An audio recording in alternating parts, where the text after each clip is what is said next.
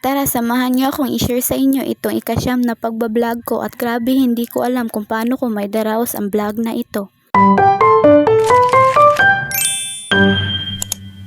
Hi mga labs! Panibagong umaga na naman tayo mga labs. Maaga po kaming gumising nito kahit kulang sa tulog yung mga labs nyo. At naglalakad na po kami nito, kasama ko pala yung pinsan ko. At tanghali na po ito mga labs, tanghaling tapat, pero magkakape muna kami para hindi kami makatulog sa klase. Naglilinis na kami nito mga labs para kami ay maagang makauwi.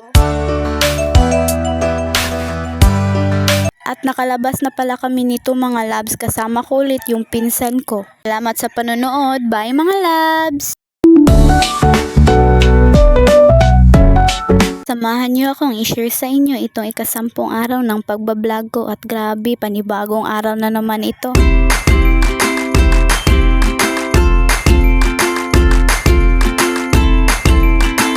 Ay mga labs, gabi na pala ito mga labs, matutulog na kami ng maaga nito para hindi matulad nung unang gabi na nagpupuyat. At maaga akong gumising nito mga labs at pumunta ako sa CR para maghilamos. At pagkatapos kong maghilamos, pupunta na naman ako sa kusina para magluto ng umagahan namin. Binilisan ko na pala ang pagluluto ko nito kasi malapit na ang mag-umaga. Sabi kasi mga labs maagang gigising, kaya ayan 5 AM akong gumising, biro lang mga labs.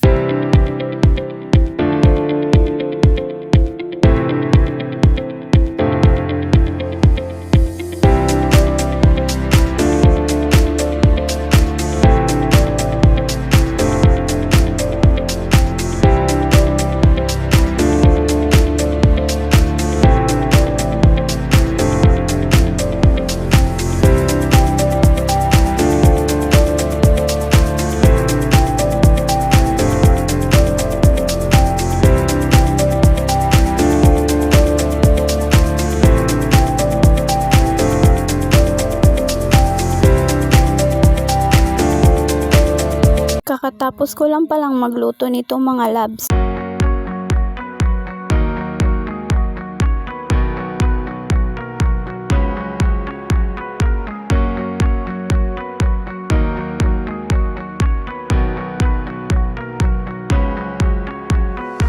Nakaligo na pala ako nitong mga labs. Inaantay ko lang pala matapos maligo yung pinsan ko. At mag-aayos na rin ako ng buhok nito. At niligpit ko muna ang aming higaan habang nag-aantay ako.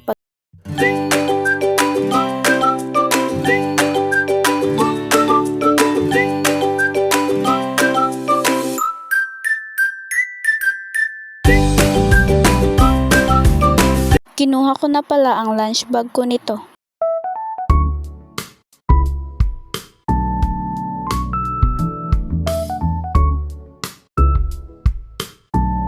Naglalakad na kami nito, kasama ko pala ang pinsan ko. At habang naglalakad kami, hindi makakalimutan yung pag-uusap mga labs.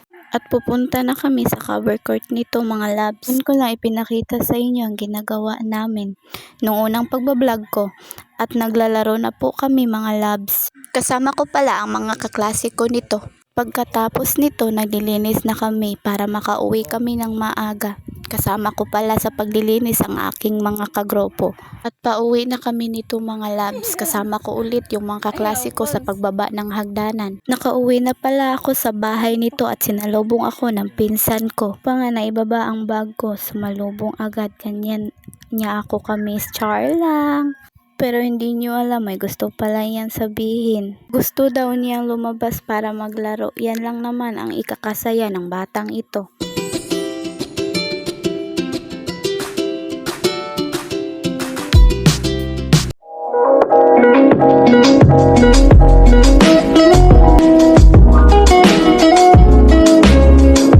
Samahan niyo akong i-share sa inyo itong ika-11 na pagbablog ko at grabe, panibagong araw na naman ito.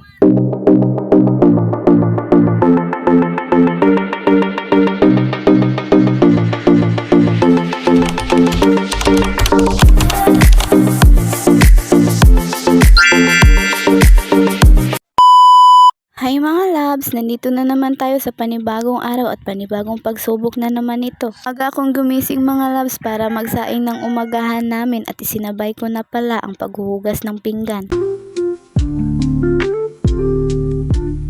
At nagtanghalian na pala kami nito mga labs. First time ko palang nakasabay ang mga kaklase ko. Labas pala kami nito para maglinis sa labas kasi inutusan kami ng guro namin. At pag uwi ko sa bahay, ayan na naman ang batang makulit na gusto na namang lumabas kahit hindi pa ako nakakapasok sa bahay. At may patingin-tingin pa sa labas mga labs.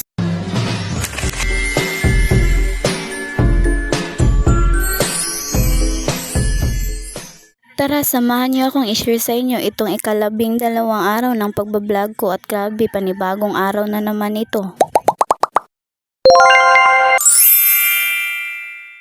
Mga labs, kakagising ko lang pala niyan mga labs. Tinatamad pa akong bumabangon yan dahil no choice tayo kaya bumangon na lang ako. Kung wala palang pasok niyan mga labs, gigising yan ng tanghalian. At papunta pala ako sa CR nito para maghilamos mga labs.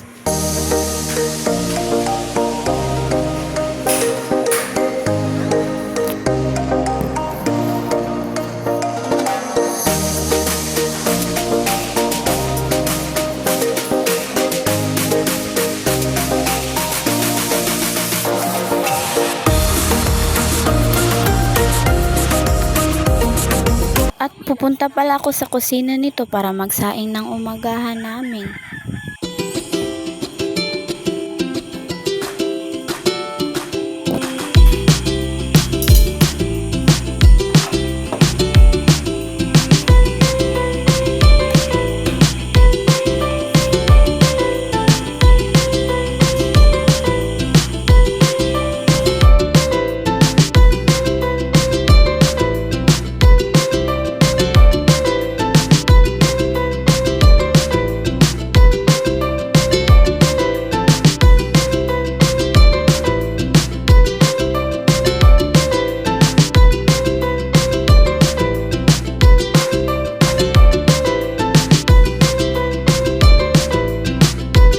At maaga akong nakarating sa paaralan dahil may permission na kami niyan. At pababa pala ako ng hagdanan yan para puntahan yung iba kong kasamahan. Galing pala kami nito sa interview mga labs para sa PR namin. Grabe yung kaba ko nito mga labs. Kinabahan man yung in-interview ko, mas lalo na akong kinabahan nito. Pangiti-ngiti lang ako niyan mga labs.